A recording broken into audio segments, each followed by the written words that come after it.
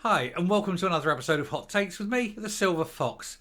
There is an old sort of joke that my grandfather was bitten by a snake, and after 24 hours of writhing in agony, the snake died. And I've passed that on because something very similar to that has actually just happened. Now, this is not one of my usual videos. This is just one of those little news snippets that caught my eye and amused me, and I thought that deserves to have a wider audience. So we're going to take a look at this, and I'm just going to say this is amazing when you consider that the boy was 8. Let's look. So a cobra dies after being bitten by an 8-year-old boy in India. It's usually, of course, the other way round. Deepak, 8, was playing in his backyard when he was attacked by an adult cobra. For those who don't know, a cobra bite is excruciatingly painful, followed usually by death. The snake wound itself around his arm and sank its fangs into Deepak's flesh.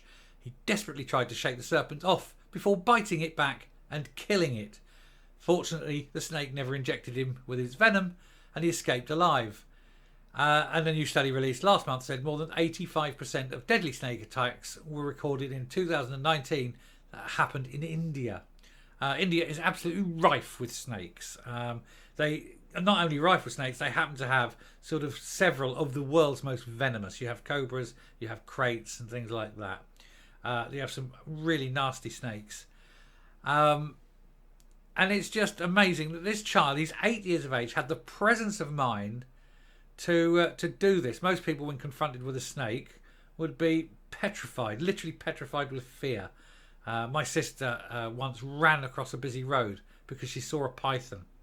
It sounds like the start of a joke. It wasn't. It was Blackpool, and there was a man with a python sort of doing selfies, and she saw it and just went woof, straight out in front of traffic because she is absolutely petrified of snakes. And I quite understand that. Not with snakes. I'm not scared of snakes, but there are certain things that absolutely petrify me and root me to the spot, and I can't deal with them. And they're quite embarrassing, actually. Maggots.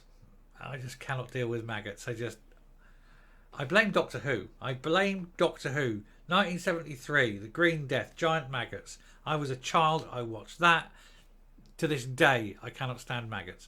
But this is an 8-year-old boy who had more than enough sense to just launch himself at the snake and bite it.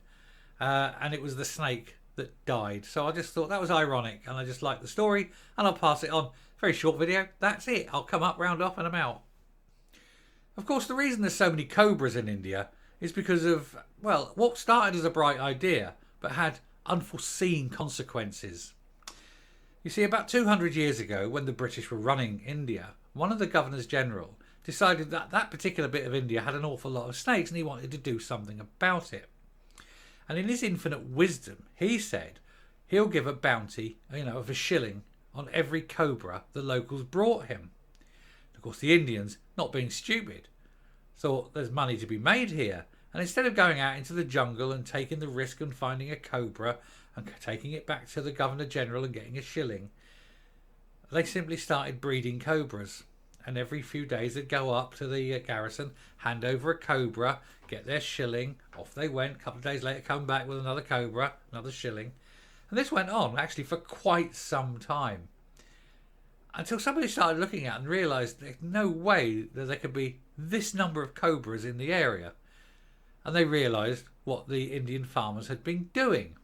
And so they said, right, that's enough of that, laddie. And they stopped paying out. So, of course, then what happens is that the farmers are going, oh, well, that's easy. Just get rid of the snakes. And they release the snakes. Oh, dear. And that's what happened. And that's why there's so many snakes. They were bred to take money off the English. And the English stopped paying when they realised that they were being conned. It's another example of a bright idea. They thought they were doing good, and look at the harm they did. I've got to put my hand up to that one. So apologies to India. Anyway, round off there. Thank you very much for listening. Brave chap though, wasn't he? If you like what you're seeing here on the channel, please hit the subscribe button if you haven't already. Ring the bell for notification of future output. Leave a like, leave a comment. Please share the video. Until next time, stay safe, Stay well, don't breed cobras, and goodbye.